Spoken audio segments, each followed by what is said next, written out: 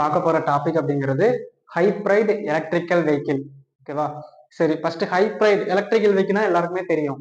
அப்படின்னா ஹைப்ரைட்னா என்ன அப்படின்னா, இரண்டு ஆற்றல் மூலமாக ஒரு எரிபொருள், அதாவது ஒரு வண்டி வந்து மூவ் ஆகுது அப்படின்னா, இரண்டு ஆற்றல் மூலமாக ஒரு வண்டி மூவ் ஆகுது அப்படின்னா அதுதான் என்ன அப்படின்னா ஹைப்ரைட் எலக்ட்ரிக்கல் வெஹிக்கிள். எலக்ட்ரிக்கல் வெஹிக்கிள்னா உங்களுக்கு எல்லாருக்குமே தெரியும், நம்ம சாதாரண ஒரு பேட்டரி வச்சு ரன் பண்ணுவோம்.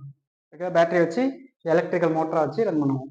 ஸோ ஹைப்ரைட் எலக்ட்ரிக்கல் வெஹிக்கிள்ங்கிறது ஓகேவா, ரெண்டு ஆற்றல்ல வந்து நம்ம என்ன பண்றோம், கம்பைன் பண்ணி என்ன பண்றோம், நம்ம வண்டியை ரன் பண்றோம் அப்படின்னா ஹைப்ரைட் எலக்ட்ரிக்கல் வெஹிக்கிள். சரி, இந்த இதுல ஹைப்ரைட் அப்படின்னா எதெல்லாம் குறிக்கலாம் அப்படின்னா, முதல்ல பேட்டரி மூலமா வருகிற ஆற்றல், இதான் என்ன எனர்ஜி, எலக்ட்ரிக்கல் எனர்ஜி. அதுக்கப்புறம் இன்னொன்னு பாருங்க, இன்ஜின். நம்ம ஏற்கனவே ஆட்டோமொபைல்ல இன்ஜின் அப்படிங்கிறத படிச்சிருப்போம்.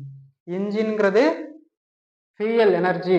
ஃபியூயல் என்ன ஆகுது, உங்களுக்கு ஹீட்டா கன்வெர்ட் ஆகுது. ஹீட் எனர்ஜி மறுபடியும் மெக்கானிக்கல் எனர்ஜியா கன்வெர்ட் ஆகுது.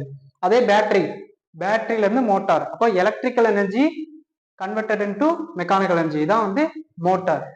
ஓகேவா? அப்ப எதுல இருந்து கரண்ட் சப்ளை ஆகுது, பேட்டரியில இருந்து கரண்ட் சப்ளை ஆகுது. ஸோ இதுதான் உங்களுக்கு அப்போ ரெண்டு மூலப்பொருள் அப்படிங்கிறத சொல்லிட்டேன். அதுதான் வந்து பேட்டரி அண்ட் இன்ஜின். சரி, இதுல காம்பனன்ட்ஸ் என்ன அப்படிங்கிறத பார்த்தலாம். எலக்ட்ரிக் மோட்டார், எலக்ட்ரிக்கல் மோட்டார் எழுதும் போது கீழே அதோட விரிவாக்கம் என்ன எழுதணும் அப்படின்னா, அதாவது electrical energy converted into mechanical energy. Battery எனர்ஜியை ஸ்டோர் பண்ணி வைக்கிறது. என்ன எனர்ஜி, எலக்ட்ரிக்கல் எனர்ஜியை ஸ்டோர் பண்ணி வைக்கிறது. ஃபியூயல் டேங்க், ஃபியூயல் அதாவது எரிபொருளை சேமிச்சு வைக்கிறது. அது பெட்ரோலா இருக்கலாம், டீசலா இருக்கலாம். அடுத்து இன்ஜின்னா என்ன, ஆல்ரெடி உங்களுக்கு தெரியும். ஓகேவா? ஹீட் எனர்ஜியை மெக்கானிக்கல் எனர்ஜியா மாத்துது. ஓகேவா? இதை நீங்க என்ன செய்யணும், காம்பனன்ட்ஸ் போட்டு நான் இப்ப சொன்ன விரிவாக்கத்தை மட்டும் எழுதிக்கணும். சரி, இப்போ ஒர்க்கிங் போயிடும். ஒன்றும் இல்லை, ஃபியூயல் டேங்க்ல இருந்து ஃபியூயல் ஃபில்டர் வழியா, அது உங்களுக்கு நிறைய தெரியும், மெக்கானிக்கல் ஆட்டோமொபைல் இருந்தா கண்டிப்பா படிச்சிருப்பீங்க. ஃபியூயல் டேங்க்ல இருந்து ஃபியூயல் ஃபில்டர், கார்பரேட்டர், அந்த டீசல் ஃபியூயல் இன்ஜெக்டர் வழியா உங்களுக்கு என்ன ஆகுது, இன்ஜின்ல வந்து இது வரும். ஓகேவா? அது மூலமா உங்களுக்கு என்ன ஆகுது, இன்ஜின் ரன் ஆகுது. இன்ஜின் ரன் ஆனோடனே உங்களுக்கு கப்ளிங் வச்சிருக்காங்க.